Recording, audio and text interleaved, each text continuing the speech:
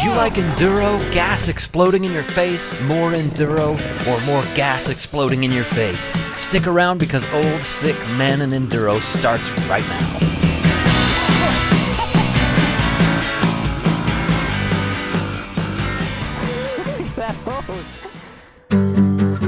If you saw Old Men in Enduro, you remember Kevin and Brent, two old guys in their 50s or 60s or something. Grandpas built like guys in their mid-20s. The last time I saw these guys, I didn't actually see all that much of them. Oh man, it's flying.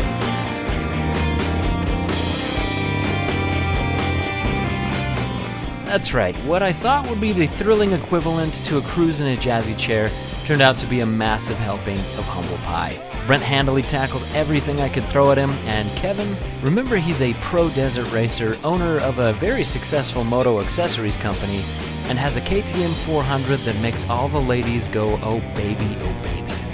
Well, they made it back to St. George once again for another shred, and this time, I've been practicing.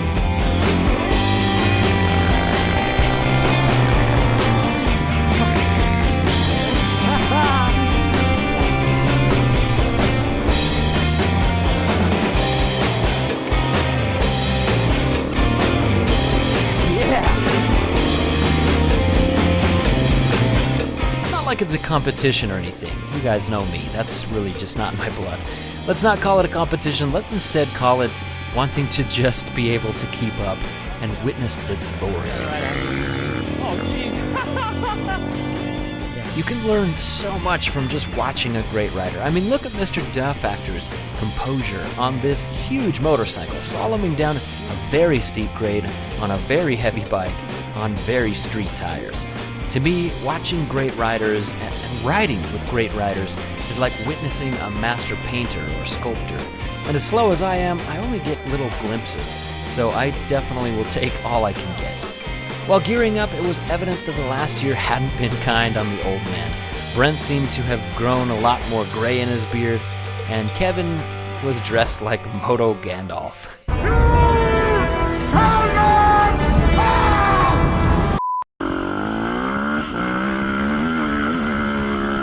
Day one saw us through some similar scenes as last time on Old Men in Enduro. A lot of tight, rocky, gravelly riverbeds, single track, and the typical Badlands gnar.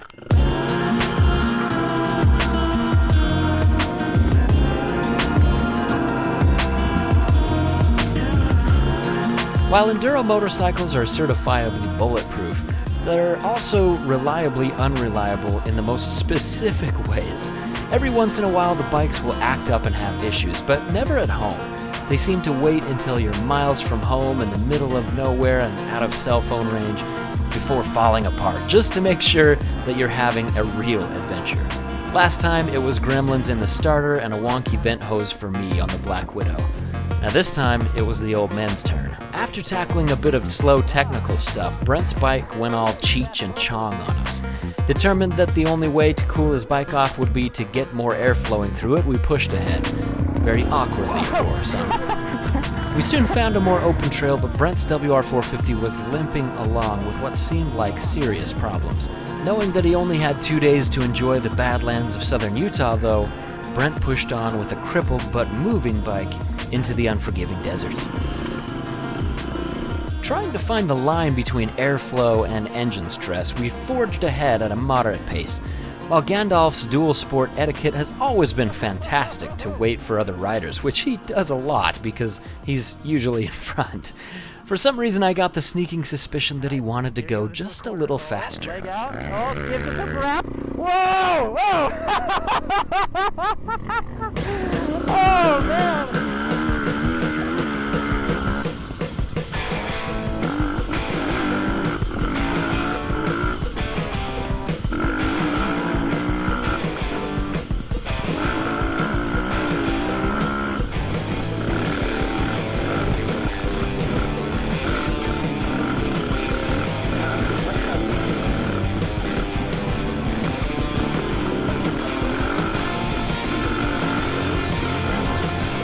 So once we were a good way from any help and nicely out of any cell service range, the adventure gods blessed us with a fresh set of problems, and Brent's sputtering bike just couldn't take any more.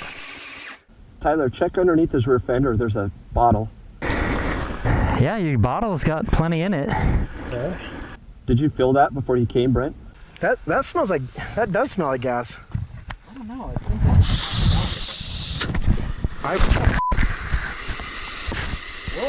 Whoa. Okay. Is that your gas cap? Yeah, I just got sprayed. Holy crap, here, hop off, man. Yeah, hop off.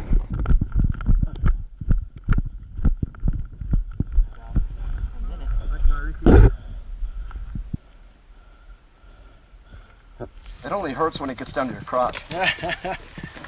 Despite having a bike that barely ran and a face full of boiling gasoline, Brent stuck with it, and we continued on the trail. Just when we reached the hill climb of Hill Climbery,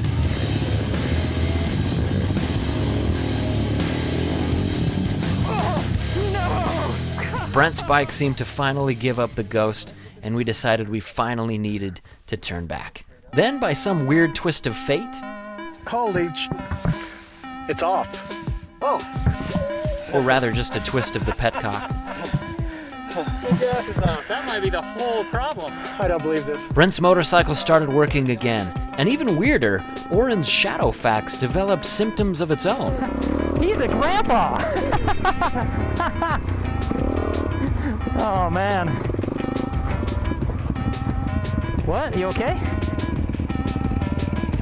Now you're spitting gas. Since Brent's bits were already soaked and burning, he generously donated his vent hose to the recently founded Nubs for Wizards charity to keep Glamdring from the fires of Mount Doom, proverbially, and all was well once again.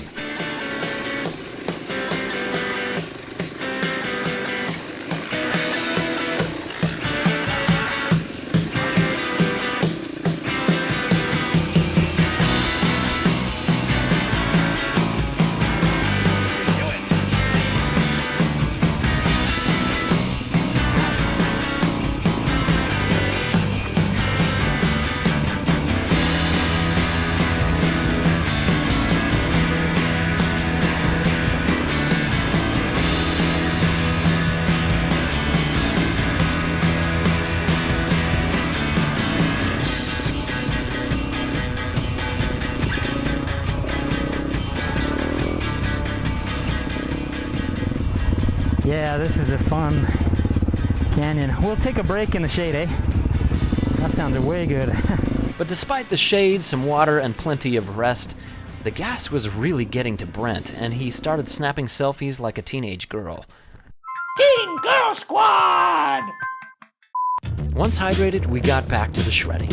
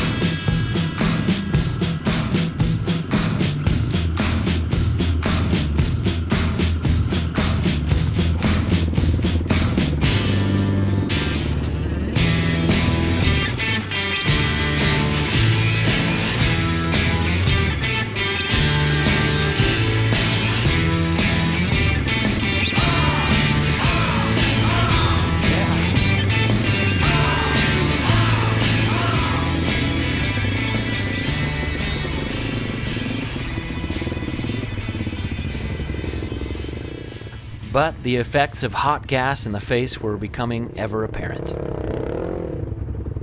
There you go. Oh, man. You alright?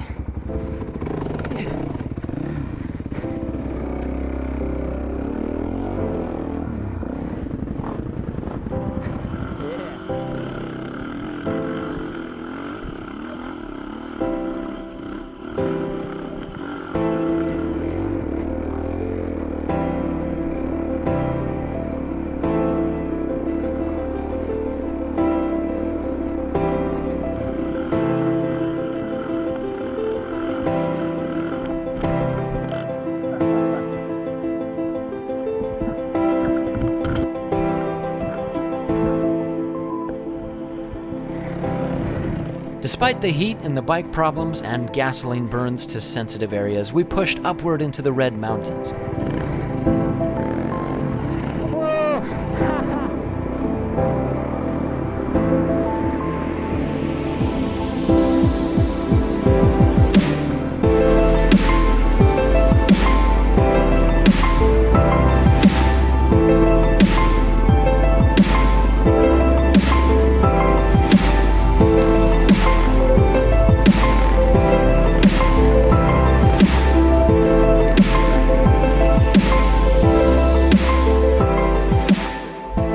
Be a few more miles to reach the trail's bend, and it would all be downhill from there. But this was the trail's crux. Steep hills, massive rocks, loose traction, and it's far enough out to sap nearly all of your energy and water just to get there. And then there's still the matter of getting back home. However, it's all worth it. Near sundown, when the sun just dips over the plateaued peaks and the air starts to finally cool off, it offers up the whole desert from a perspective that no other vehicle can reach.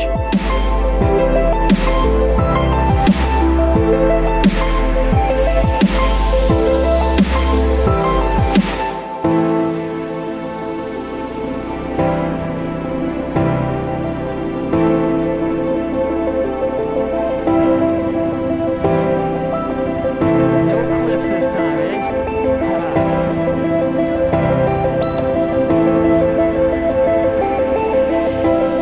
Though we had many miles to go to get back to town, and the sun was nearly cresting over the red hills we'd just climbed, we were finally rewarded with this.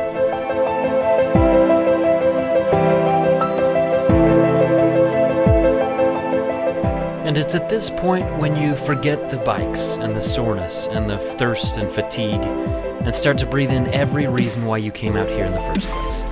To conquer something difficult with your friends at your side, to help one another through difficult situations and test your resolve to persevere, and then to enjoy every aspect of the day's adventure to silence.